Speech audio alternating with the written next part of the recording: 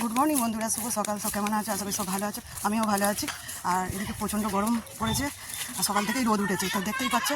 বাগানে চলে আসছি, আর বাগানে এসেছি প্রথমে এবছরে চাষ করা চিচিঙে তুলবো বলে, চিচিঙে গাছ থেকে তো চিচিঙে তুলবো। তো গাছের পাতা দেখো এদিকে কেরম নেতিয়ে পড়েছে অতিরিক্ত রোদের কারণে, জল দেওয়া কম হচ্ছে বলে।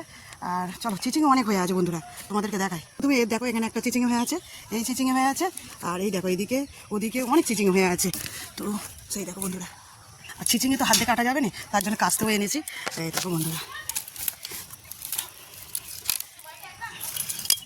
এটাকে দুটো তুলেছি বন্ধুরা, তো আরও একটা তুলে নেবো।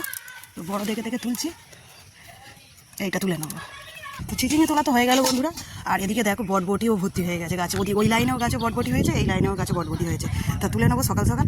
আর আমিও চাই প্রতিদিন তোমাদেরকে নতুন নতুন একটু বাগানের কিছু ভিডিও দেখাই। আমারও ভালো লাগে প্রতিদিন বাগানে আসতে, প্রতিদিন আসা হয় না, মাঝখানে একদিন আসতে পারিনি, তার জন্য দেখো বাগানে তো সবজি এদিকে ঢ্যাঁড়স বটবটি সব রেডি হয়ে গেছে।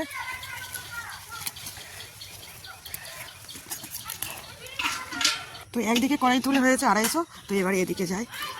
আর এদিকে বাচ্চারা সব খেলা শুরু করে দিয়েছে, গরমের ছুটি পড়েছে, স্কুল ছুটি, সকাল সকাল এরাও চলে এসেছে খেলতে, তাই হই হই হচ্ছে একটা। তো দেখাই তোমাদেরকে, এই দেখো বন্ধুরা, সব বাচ্চারা খেলা করছে এখানে। এদিকে এদিকে এগুলো তুলে ফেলি বন্ধুরা, কড়াই অনেক কড়াই হয়েছে।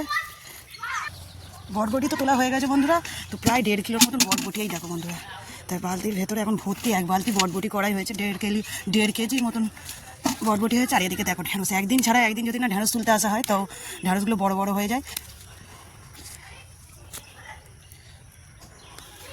ঢ্যাঁড়সগুলো সব কচি কচি ঢ্যাঁড়স বড় হয়ে গেছে, তো একদিন তুলতে আসেনি আমি, মাঝখানের একটা দিন তুলতে আসেনি, তাতেই এত বড় হয়ে গেছে। আর কড়াই তুলতে তুলতে বন্ধুরা অনেক সময় চলে গেল। আর কড়াই চাষ করতেও ভালো লাগে, তুলতেও ভালো লাগে, কিন্তু এটা চাষ করতে খাটুনিও আছে, আবার তুলতে গেলে অনেক সময়ও লাগে। তো এক সাইডে ঢ্যাঁড়স এই এতটা হয়েছে 250, আর এদিকে দেখো গাছে টমেটো বড় বড় দুটো হয়ে আছে লাল লাল, তো তুলে নেবো। এখন ওদিকেও ঢ্যাঁড়স আছে বন্ধুরা, সেই লাইনটায়, তো ঢ্যাঁড়সটা তুলতে যাবো। এদিকে ঢ্যাঁড়সও বন্ধুরা অনেক বড় বড় হয়ে গেছে, এই দেখো। ঢ্যাঁড়স যদি না তুলতে আসি, তাহলে একদিন ছাড়া না তুলতে আসলে কী হয়, পেকে যায়।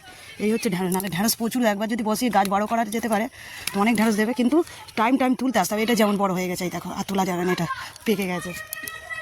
ঢ্যাঁড়স তোলা তো হয়ে গেছে বন্ধুরা, তো এই দেখো বন্ধুরা কত ঢ্যাঁড়স। আর এদিকে দেখো গাছের ভেতরে আড়ালে সব টমেটো হয়ে আছে,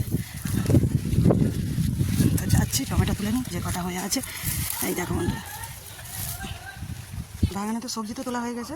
তো এদিকে দেখো একটা কুমড়ো হয়ে আছে বাগান, তো এই দেখো অনেক কটাই কুমড়ো হয়েছে, তো পচে যাচ্ছে। এদিকে দেখো গাছও শূন্য হয়ে গেছে জলের অভাবে, তো এদিকে একটুও জল নেই কোথাও, তাহলে জল তুলে তুলে গাছে দিতে হচ্ছে, সেই জন্যে জল সবসময় দেওয়া সম্ভব নয়। আর এদিকে আমাদের জোয়ারের জলও দেয়নি।